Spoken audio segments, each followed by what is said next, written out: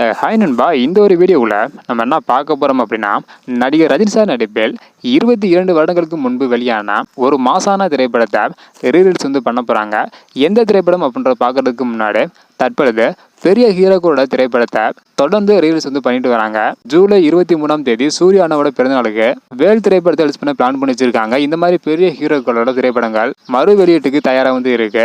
இந்த நிலையில தற்பொழுது ரஜினி சாரோட ஒரு புதிய திரைப்படமா மறு வெளியீட்டுக்கு தயாராக இருக்கு. இதுவரையும் ரிலீஸ் ஆன திரைப்படங்கள்லயே கில்லி திரைப்படம் தான் அதிகமாக வசூல் செய்து புதிய ஒரு சாதனை படைத்திருந்தது. இந்த ஒரு வசூல் சாதனையை முறியடிக்க ஏதாவது ஒரு மாஸ் திரைப்படம் வெளியாகுமா இல்லையா அப்படின்னு எதிர்பார்த்த நிலையில தற்பொழுது ரஜினி சாரோட ஒரு சூப்பர் ஹிட் திரைப்படம் பாத்தீங்கன்னா வெளியாக போகுது. அதாவது படையப்பா திரைப்படத்தை தான் மறு வெளியீடு செய்ய படையப்பா படத்தோட தயாரிப்பாளரான தேனப்பன் அவர்கள் முடிவு செய்துள்ளதாகவும், இதற்காக ரஜினி சார் கிட்ட ஒப்புதல் கேட்டுள்ளதாகவும், ரஜினி சார் இதுக்கு ஓகே சொல்லியதாகவும் கூறப்படுகிறது. ஸோ கில்லி திரைப்படத்தோட வசூலை நெருங்குமா இல்லை முறியடிக்குமா அப்படின்றத வெயிட் பண்ணி பார்க்கலாம் நண்பா. ரீரிலீஸ் செய்யப்பட்ட கில்லி திரைப்படம் 25 நாளுக்கு மேலே ஓடி புதிய ஒரு சாதனை படைத்திருந்தது. ஸோ படையப்பா திரைப்படம் எவ்வளோ நாள் ஓடுது, ஸோ எவ்வளோ வசூல் பண்ணுது அப்படின்றத வெயிட் பண்ணி பார்க்கலாம். ஓகே நண்பா, நீங்கள் சொல்லுங்கள், ரீரிலீஸ் செய்யப்பட உள்ள படையப்பா திரைப்படம் கில்லி திரைப்படத்தை முறியடிக்குமா? இந்த 2 திரைப்படத்தில் உங்களுக்கு பிடித்த திரைப்படம் எது அப்படின்றத மறக்காமல் கமெண்ட் பண்ணுங்கள். இந்த வீடியோ பார்த்தீங்கன்னா மறக்காமல் எல்லாருக்குமே ஷேர் பண்ணுங்கள். ஓகே நண்பா, தேங்க்யூ.